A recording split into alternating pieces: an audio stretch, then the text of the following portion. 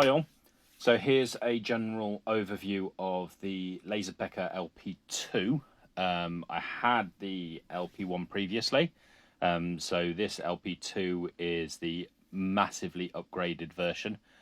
So we've got a stronger laser, we've got the ability to have the third axis, we've got the adjustable heights on it, the portability onto it, the built-in shields. Anyway, let's go through it individually. So on the top here, if I just move this up a little bit, we've got a, there we go. On the top here, you can see that we've got the handle of the Laserpecker itself. So this is actually screwed on the bottom here, but it's got a removable screw under here, which that screw just comes straight off and the whole thing lifts off. So you can actually carry it around to be able to do portable engraving. So when you're out and about, you can take that over and place it straight onto an individual piece of furniture or something like that.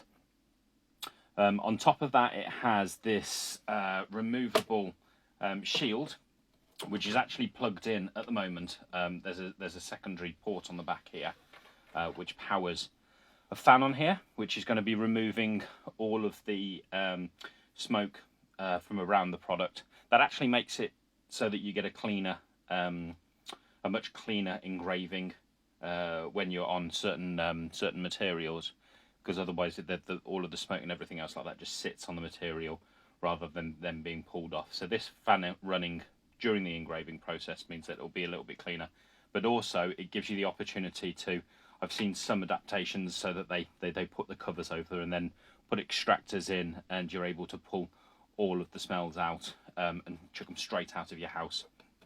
You can see the way that I've got mine set up is that it's actually in my office at the moment. That's perfectly fine for me because I don't engrave anything that's really toxic at all. So going across there, we've got the stand. Let's show you the stand here. So this stand is actually connected straight up again to the Laserpecker itself. This is able to move up and down. Let's see if I just power it on for us there. We should just be able to get the Laserpecker to be able to move up and down itself. I'll probably just unplug that. There we go.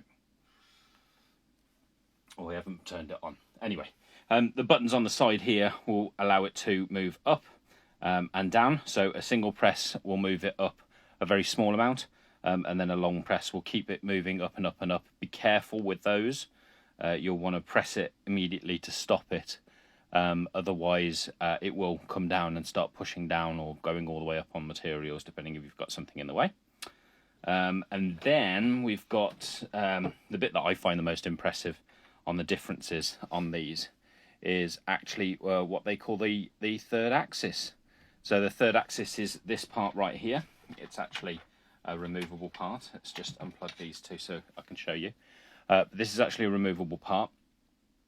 So if you imagined if you were going to engrave on something like, here's a pencil that I made earlier.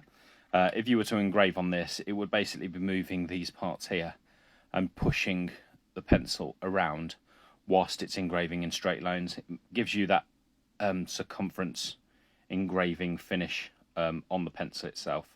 That actually works with bottles. I've engraved my son's name across a few of the painted metal bottles, and that works really, really nicely. This unit can also be used a couple of other ways. So one of the impressive ones, which I haven't quite tried there yet because I know it's a little bit more difficult to master, but it has these removable pins on the bottom here, and these removable pins then slot in onto the sides here. Upside down, sorry, the other way. And that means that you can then take the Laserpecker itself, which is right here, you can take that top off, you can put it onto here, set it up so that it actually walks along the table and engraves as it goes. So you'd be able to have this long finished engraving as the Laserpecker moves up and down a piece of wood. So it'll be able to engrave as it's moving. And you can imagine you can get a really nice full length of engraving done on that one. But I just really like this. It's quite satisfying as well, this finish. We put magnets on the end here, so that when they actually go in, I don't know whether that shows properly, the way that it's just connecting itself up there really tidily, and for putting these away it's really nice as well. You can see here you've actually got the screw hole for connecting the Laserpecker into it to hold it in properly. And they just connect up with your standard. There's a normal USB and a normal USB-C port there, which is connected in order to power it and be recognised by the Laserpecker itself. I currently work on Android, and it uses the same Android app as the previous model, but it does recognise the fact that it is the LP2 and gives you a bunch more options in there, like the third access, like turning these buttons on and off on the top here. Those buttons are only accessible if you actually turn them on, these ones up here, if you turn them on inside of the app. But it's nice to be able to have that extra bit of changeable add-ons for the Laserpecker. On the ability to engrave, I've noticed that I've been able to engrave onto a lot of different things. You've obviously seen that I've been able to engrave on pencil. Here is a it says Dad's test pencil on there. But then you've got things like I have a Stanley knife here. As you can see, we've engraved Cutty McCutface on there. Just a little bit of a joke. I'm not sure whether that's focusing in on there, but you can see it's engraved straight across the metal on here. It's nice and clean and very clear. And obviously you can engrave on dog tags and things like that as well. You just get yourself a Sharpie or a whiteboard marker, put that over the metal itself to stop the reflectiveness of it, and it will engrave on there and leave a really well-defined mark.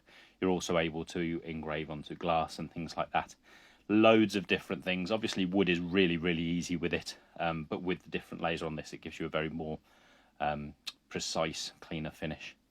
So there you go. Hopefully that's given you a generalized overview. It's not a full overview on what you can and can't do with it, but it gives you an idea on what the possibilities are and what this new LP2 looks like.